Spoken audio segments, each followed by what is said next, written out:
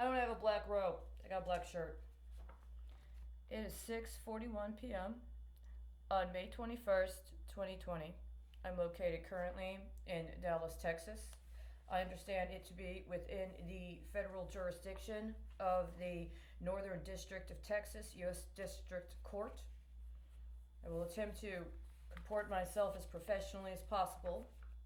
I have here a copy of the rules of the Supreme Court of the United States.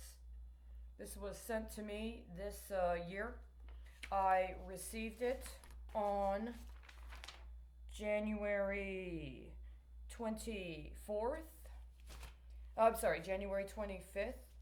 It was sent, I understand, on January 23rd, 2020, from the Supreme Court of the United States in response to a filing that was received by the Supreme Court of the United States on January 22nd, 2020.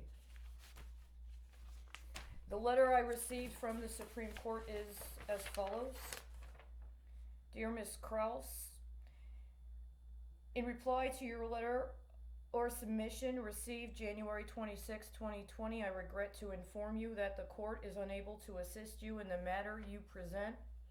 Under Article 3 of the Constitution, the jurisdiction of this court extends only to the consideration of cases or controversies properly brought before it from lower courts in accordance with federal law and filed pursuant to the rules of this court. The court does not give advice or assistance or answer legal questions on the basis of correspondence. Your papers are herewith returned. The rules of this court are enclosed. Sincerely, Scott S. Harris, Clerk, by Clara Hoteling. It's actually signed by Hoteling, Clara Hoteling, with the number. This is the actual book.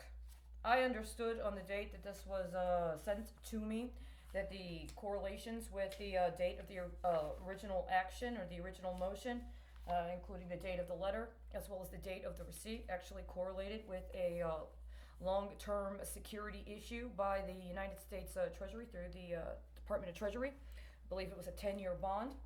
I was concerned at the time because the date correlations, including the date of the issuance of that bond, was the date that Justice Clarence Thomas's biographical film was being released to the public.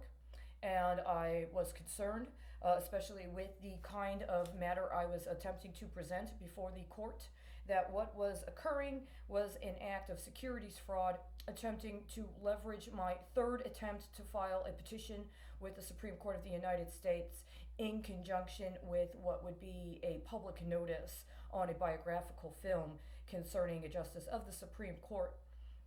And also a justice that factors prominently into the more comprehensive considerations of my arguments, were they to actually be able to be presented before the court.